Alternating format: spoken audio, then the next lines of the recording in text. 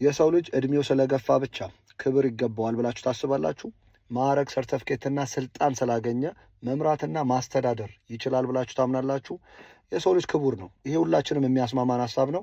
መሬት ላይ የወረደው እውነታ ግን ያ እንዳልሆነ ሁላችንም የምናውቀው ነገር ነው። እንዲሁ አባት ስለሆንኩኝ፣ እናት ስለሆንኩኝ፣ ባል ስለሆንኩ፣ ሚስት ስለሆንኩ፣ ትልቅ ስለሆንኩ እያላችሁ ክብርን፣ ተሰሚነትንና መሪነትን የምትጠብቁ ከሆነ ይገባዋል የሚያሰኝ ክብር፣ ተሰሚነትና መሪነትን የምትፈልጉ ከሆነ the laws of human nature ከሚለው መጽሐፍ ላይ 15ኛው ሕግ the law of fickleness የሚለው መረዳት ይኖርባቸዋል። ሁለት ነገሮችን አንስቶ በደንብ አድርጎ ያስረዳል። የመጀመሪያው the entitlement curse ይለዋል። ይሄ እንዲሁ ይገባኛል የሚል ስሜት እርግማን ነው። ይህን ነገር በደንብ እንዲገባችሁ ከዛሬ 460 ምናምን ዓመት በፊት ስለነበረችው ቀዳማዊ ንግስት ኤልሳቤት ወይም ደግሞ ኩዊን ኤሊዛቤት ፈርስት ታሪኳን አንስቶ በደንብ አድርጎ ያስረዳል።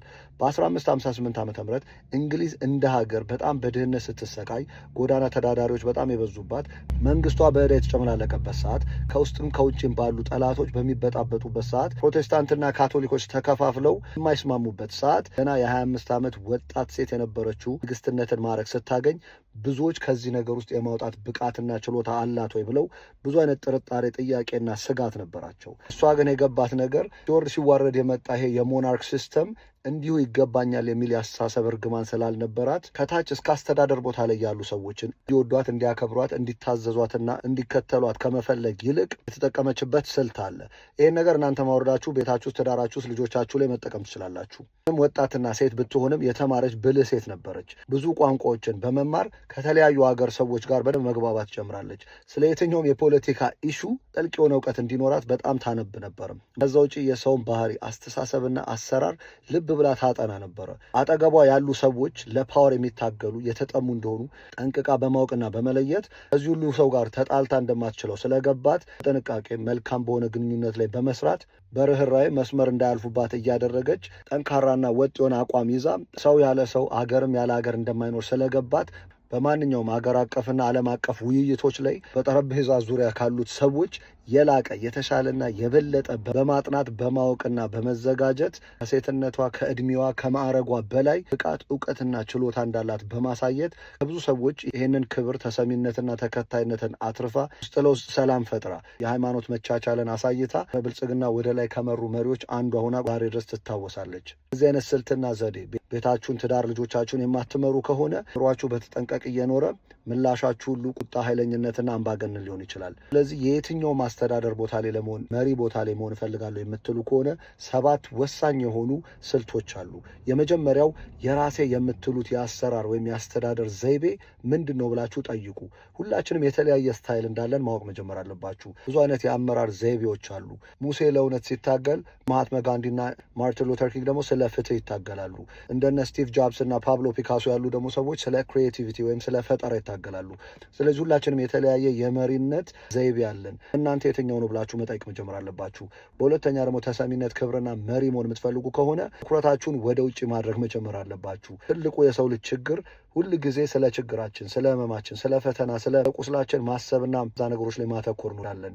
መሪ መሆን የምትፈልጉ ከሆነ ተሰሚነት ለማግኘት የምትፈልጉ ከሆነ ግን ትኩረታችሁን ሁል ጊዜ ወደ ውጭ አድርጋችሁ ሰዎች ምን ያስፈልጋቸዋል፣ ምን ያስፈራቸዋል፣ ምን ያነሳሳቸዋል፣ ምን አይነት ነገሮች ላይ ዋጋ ይሰጣሉ በሚሉት ነገሮች ላይ መስራት መጀመር አለባችሁ።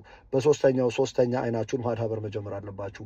ሁለቱ አይኖቻችሁ ዛሬ ላይ ያተኩራሉ። ለሁኔታዎቻችሁ፣ ለገጠመኝና ለፈተናዎቻችሁ ፈጣን የሆነ ምላሽን ይሰጣሉ። ብዙ ጊዜ ግን በእነዚህ ነገሮች ስትጠመዱ ብስጩ ልትሆኑ ትችላላችሁ። ተከላካይ መንፈስና ስሜታዊ ልትሆኑ ትችላላችሁ።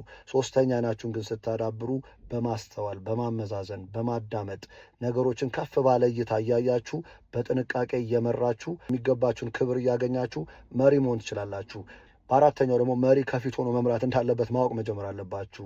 አሁን በማዘዝ በማስፈራራትና በመጨቆን የተወሰነ ስራ ልታሰሩ ትችላላችሁ። እዛ ይልቅ ግን ትዳራችሁም ልጆቻችሁም ሰራተኛ ህዝቦቻችሁም ጭምር እንዲያደርጉት የምትፈልጉትን ነገሮች እናንተ በቀን ተቀን ህይወታችሁ ላይ በመለማመድ ጥንካሬ ከሆነ ጽናትን ከሆነ ተስፋ ለመቁረጥን ከሆነ ማንኛውም ነገር የምትፈልጉትን ከነዚህ ሰዎች የምትፈልጉትን ነገር እናንተ መሬት ላይ አውርዳችሁ እየሰራችሁ መምራት አለባችሁ። በአምስተኛው ርህራሄና ወጥ የሆነ አቋማችሁ ላይ ባላንስ ሊኖራችሁ ይገባል። ሁል ጊዜ እሺ የምትሉ ከሆነ የምትፈቅዱ ከሆነ ድንበር የሌላችሁ ሰዎች ከሆናችሁ ልትናቁ ትችላላችሁ። ቁጡ፣ ጨካኝ፣ አደገኛ ደግሞ ከሆናችሁ ልትፈሩ ትችላላችሁ። እነዚህ ነገሮች የመሪ ባህሪዎች አይደሉም። ሁለቱን አንድ ላይ አስታርቆ አዋህዶ መኖር መጀመር አለባችሁ። ስለማይመለከታችሁ ነገር መዘባረቅም ሆነ አስተያየት መስጠትን መቆጠብ መጀመር አለባችሁ። ከሚገባው በላይ ማብራራትን ማቆም አለባችሁ። በትንሽ በትልቁ ይቅርታ መጠየቅን ማቆም አለባችሁ። ነገሩ ግልጽ እስከሆነላችሁ ድረስ ወደ ስራ መግባት መጀመር አለባችሁ። በስድስተኛው ደግሞ ከምትወስዱት በላይ መስጠት መጀመር አለባችሁ። ሁልጊዜ እኔ ለእኔ ስለ እኔ እያላችሁ የምትብሰለሰሉ ከሆነ ማንኛውም ሰው ሊያከብራችሁ ሊወዳችሁና ሊከተላችሁ አይችልም። ስለዚህ የእናንተ ኃላፊነት ከተደረገላችሁ በላይ ለሰውም ሆነ ለትዳራችሁ፣ ለልጆቻችሁም ሆነ ለማንኛውም ነገር ማድረግ መጀመር አለባችሁ።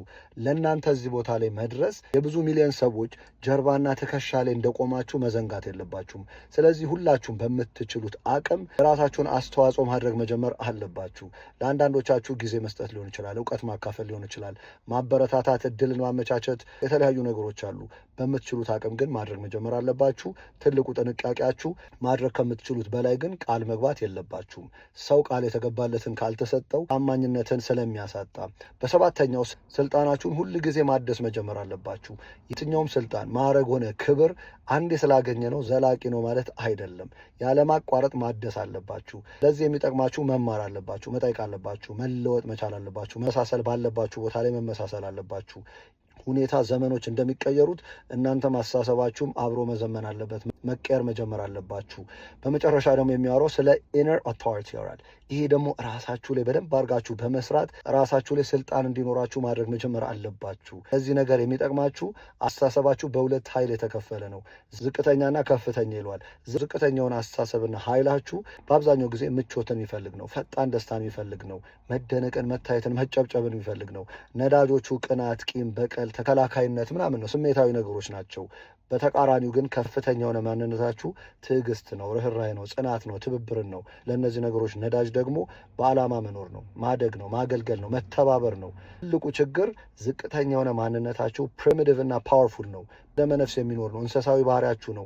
በጣም የበለጸገና የተጠናከረ ማንነታችሁ ነው። ከዛ ነው ነገሮች ሁሉ ከባድ የሚያደርግባችሁ። በየቀኑ ራሳችሁ ላይ መስራት መጀመር አለባችሁ። በጣም በትንሽ ነገሮች እየሰራችሁ ይሄንን ከፍተኛው ማንነታችሁን ማዳበር መጀመር አለባችሁ። እዛ የሚጠቅማችሁ ጠንካራ የምትሉት የራሳችሁ የሆነ መርህ ሊኖራችሁ ይገባል። ፕሪንሲፕሎች፣ ስታንዳርዶች ሊኖራችሁ ይገባል። ያለማቋረጥ ራሳችሁ ላይ መስራት መጀመር አለባችሁ። በዚህ ሂደት ውስጥ መጀመሪያ ላይ ነፃነታችሁ የተገደበ ምናልባት ከደስታው ላይ የምትርቁ ሊመስላችሁ ይችላል። በጊዜ ሂደት ግን ትልቅ የሆነ ነፃነት የምታገኙበት፣ ምንም በላይ የምትወዱትን ደስታ የምታገኙበት፣ ምነው ቀድሜ በጀመርኩ የምትሰኙበት ብሎ ዘ ሎው ኦፍ ፊክልነስ የሚለውን ቆንጆ አድርጎ አስረድቶናል። ስላዳመጣችሁን ከልብ አመሰግናለሁ።